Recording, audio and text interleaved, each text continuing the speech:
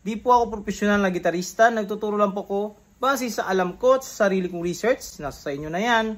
Kung susundin nyo to o hindi yung mga tinuturo ko. Let's go! Master, sabi niya, bakit daw nagkaroon ng G major 7? Yan, G major 7. Dahil nakalagay G major 7, tinutukoy niyan yung scale ng G. So, scale ng G. G, A, B, C, D, E, F sharp.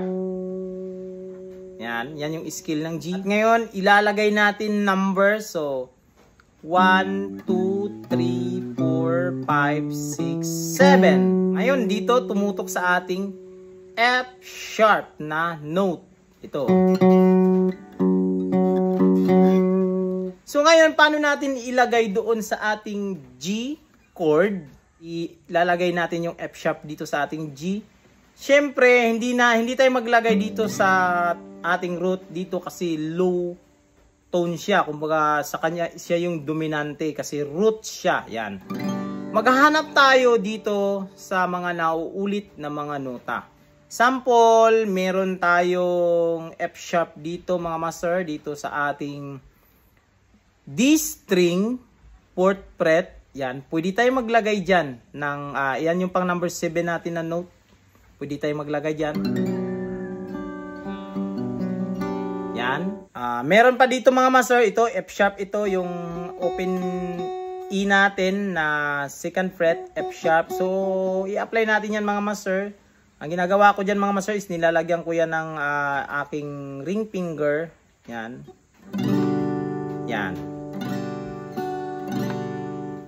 Mayroon pang best example dito mga master. Halimbawa dito tayo mag-example yung ating G7. Dito natin kukunin sa A string, 10th fret. Yan, G. Iba-bar chord natin yan. Ngayon, hanapin natin dito yung F sharp. Yung F sharp is nandito sa G string, 11th fret. Ito. Yan na yung ating F sharp. I-apply natin yan. So, yung ating root is index finger. Meron tayong 5th na ring finger dito sa 12 fret sa ating D string.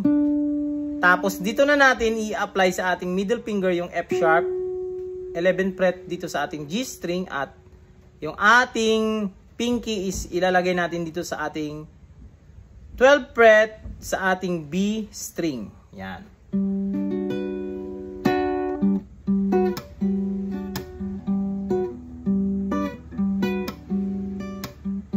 Marami tayong nakikitang mga chords ng ganito mga master.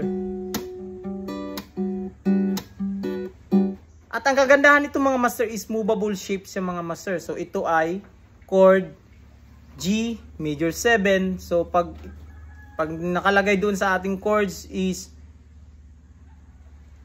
D major 7, simple lang iusod natin siya sa P fret. Yan. Yan na, nakuha na natin yung ating D major 7.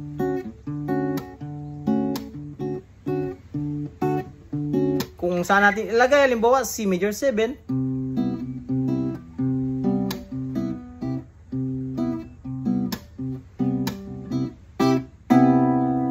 Yan. Sana mga master, nagkaroon kayo ng idea dito mga master at nasagot natin din yung tanong na ating ka-masters. Yan. So hanggang dito lang sa video natin ng ito mga master. Maraming salamat mga master. This is Mark Music. God bless you all. Peace out.